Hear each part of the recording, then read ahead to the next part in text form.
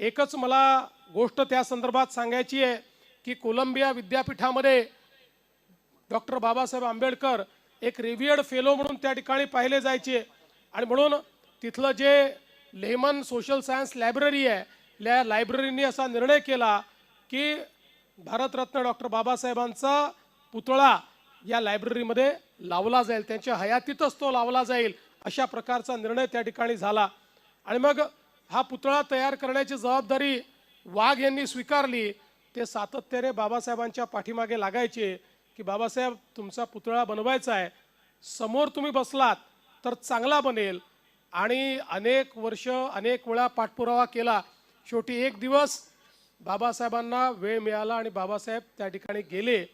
पुतळ्याचं निर्माण सुरू झालं आणि सुरू झाल्याबरोबर जोरदार पाऊस चालू झाला आणि बाबासाहेबांना आठवलं की आपण आझाद मैदानामध्ये गरीब मुलांकरता एक लायब्ररी सुरू केली आहे, जी त्या ठिकाणी मांडवामध्ये सुरू केलेली आहे। त्या लायब्ररीतले सगळे पुस्तकं भिजतील म्हणून तो पुतळा तसाच सोडून बाबासाहेब आझाद मैदानाकडे गेले आणि त्यानंतर तो पुतळा बनवण्याकरता कधीच परत गेले नाही। शेवटी त्याला तो पुतळा बाबासाहेबांच्या त्या ठिकाणी म्हणजे ते नसतानाच तो तयार करावा लागला। त्यामुळे अशा प्रकारे ज्यांच्या ठाई स्वतःचा नाही समाजाचा, स्वतःचा नाही देशाचा, स्वतःचा नाही विश्व कल्याणाचा विचार होता, अशा प्रकारचे बाबासाहेब हे खऱ्या अर्थानं आमचे राष्ट्रपुरुष आहे। आणि म्हणून आजची वंदना ही राष्ट्रपुरुषाला वंदना आहे, ही राष्ट्र निर्मात्याला वंदना आहे।